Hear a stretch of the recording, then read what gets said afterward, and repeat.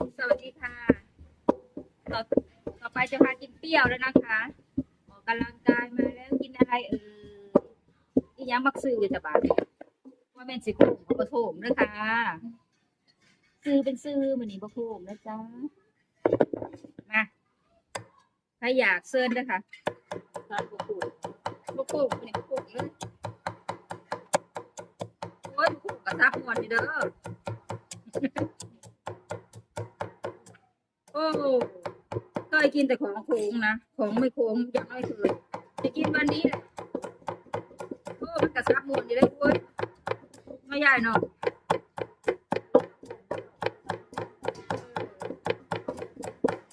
อืม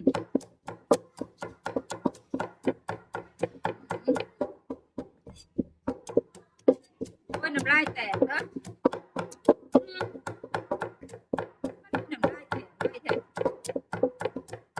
แสดงว่าต่อมน้ำลายเขาดีอยู่ได้นี่เนาะมีทุกต่อมนะคะมีเพื่อสุกต่อมนะคะ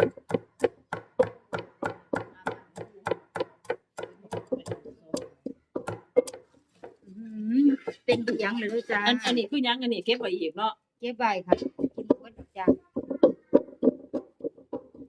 มะขามกับเสื่องไว้กินอีกทุกคนค่ะเบิ่งแหน่เพราะว่าอยู่นี่มันก็ร้ายแล้วนะคะ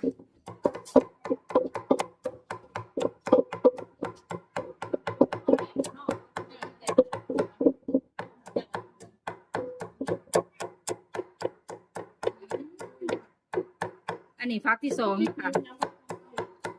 ฟักที่สองเต็มเทียงอันเนี้ยเนาะเขากินจากฟัก เป็นยังเบิดนี่ ตายความหวานบ่พอกับ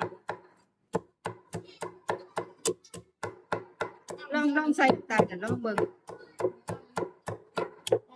จ้ามันจะหอมไหมสามมือกูจับเนาะมันแสบหลายเจ้าหน่อยกันว่ามาขามคือแดงเนาะพวกแดงค่ะพี่น้องญาติคะดูสองฝักเต็มอัญญะนะคะ เต็มเคียงอัญญะ